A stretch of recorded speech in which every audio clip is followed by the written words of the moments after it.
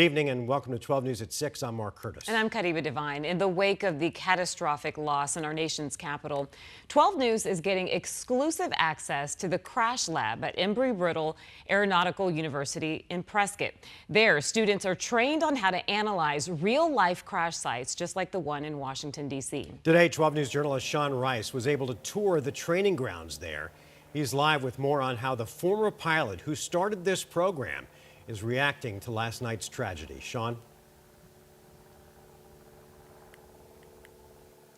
Yeah, Mark and Kribe, 43 years ago, Professor Bill Waldock started the aviation safety program here at Embry Riddle Aeronautical University.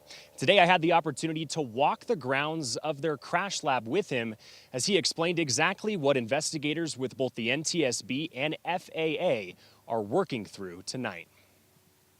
We're in the Harry Robertson Crash Laboratory. Professor Bill Waldock is a former pilot with over 40 years of experience. He now teaches the next generation of aviation investigators at Embry Riddle. So tell me what we're looking at right here specifically. What is this? This is a helicopter accident. Come over here. It involved a loss of control. Happened out in California. And you had 3 survivors that got burned pretty badly because the fuel tanks ruptured during the impact. On the grounds of the crash lab, students analyze recreations of real-life aviation disasters. With a fine-tooth comb, future investigators look at every square inch of a crash site.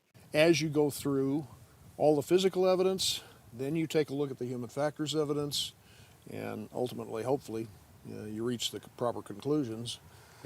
Then you publish a report. That crash site in our nation's capital, according to Waldock, a complicated one, as parts of the commercial plane and Black Hawk helicopter were strewn inside the water of the Potomac River. To describe how that could hinder an investigation, make it more complicated, things like that. Well, particularly with things that float and various things on the airplane they're going to tend to follow the current, downriver, upriver. So you may have parts in the next few days starting to wash ashore all the way down to the Chesapeake Bay. What lessons can potentially be learned? Maybe difficult to prevent this one, but what lessons can be learned by an investigation? Well, you're preventing the next accident. That's the whole purpose of investigation, really. Take all the other things away. The real motivation is so we can learn from that accident, apply the lessons we learned, and then stop the next one from similar cause.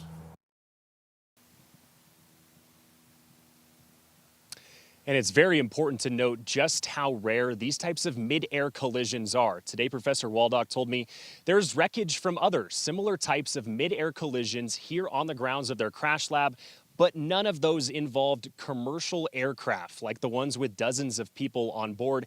He told me today all the technology used today in the world cannot stop one thing. That would be human error.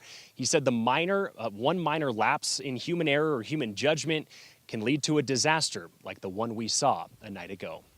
We're live in Prescott. Sean Rice, 12 News. All right, Sean, thanks.